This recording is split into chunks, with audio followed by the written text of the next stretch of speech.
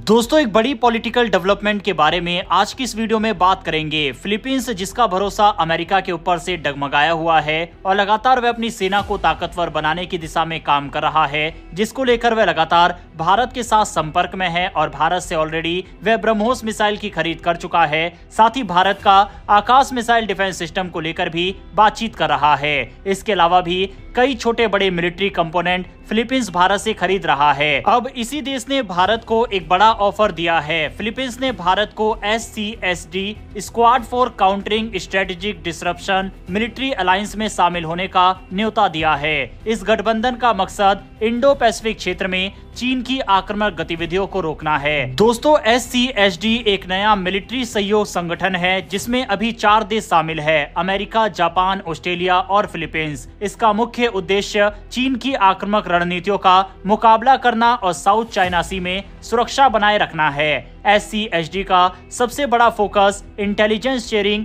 Joint military exercise और maritime security है। इसमें शामिल देश एक दूसरे को सुरक्षा सहयोग और सैन्य सहायता प्रदान करते हैं। फिलीपींस ने हाल ही में भारत को इस गठबंधन में शामिल होने का न्योता दिया है। इसके अलावा दक्षिण कोरिया को भी इस अलायंस में शामिल होने के लिए आमंत्रित किया गया है। भारत पहले से ही एक बड़े रणनीतिक समूह क्वाड का हिस्सा है। इसमें भी अमेरिका, जापान और ऑस्ट्रेलिया शामिल है। लेकिन क्वाड और SCSD में एक बड़ा अंतर है। क्वाड कोई औपचारिक मिलिट्री गठबंधन नहीं है, बल्कि इसे एक रणनीतिक साझेदार माना जाता है। SCSD एक मिलिट्री अलायंस है जिसका सीधा उद्देश्य चीन को काउंटर करना है। फिलीपींस को लगता है कि भारत के SCSD में शामिल होने से इसे ज्यादा मजबूती मिलेगी। भारत के लिए SCSD में शामिल होने के कई फायदे भी हैं, जैसे कि इंडो पैसिफिक में भारत की भूमिका मजबूत होगी। भारत पहले ही इंडो पैसिफिक क्षेत्र में एक बड़ी शक्ति बन चुका है।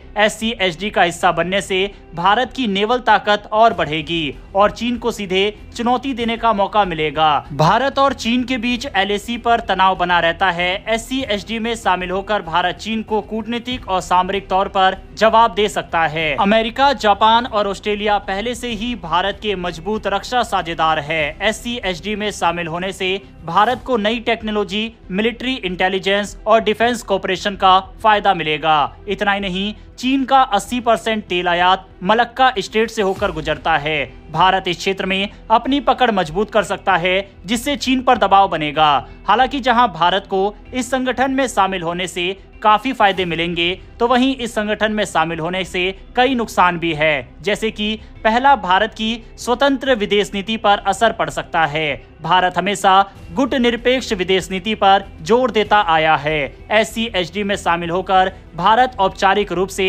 एक सैन्य गठबंधन का हिस्सा बन जाएगा, जिससे उसकी स्वतंत्र विदेश नीति प्रभावित हो सकती है। दूसरा है, चीन के साथ रिश्तों में तनाव बढ़ सकता है। हाल ही में प्रधानमंत्री नरेंद्र मोदी और चीन के राष्ट्रपति शी जिनपिंग के बीच संवाद के संकेत मिले थे।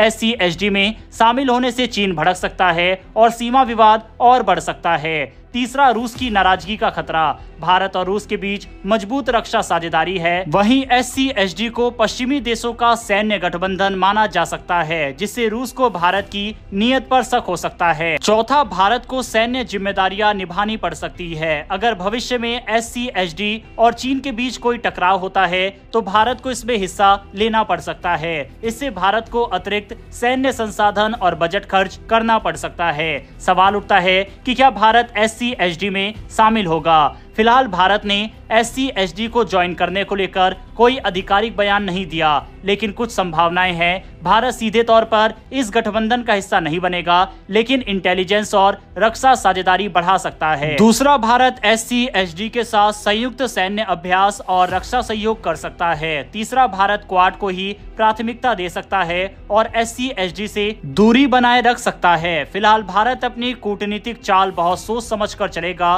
ताकि उसे चीन, रूस और पश्चिमी देशों के बीच संतुलन बनाए रखने में मदद मिले। SCSD में शामिल होने के फायदे भी हैं और नुकसान भी। अगर भारत शामिल होता है तो वह इंडो पैसिफिक क्षेत्र में अपनी सैन्य और रणनीतिक ताकत बढ़ा सकता है।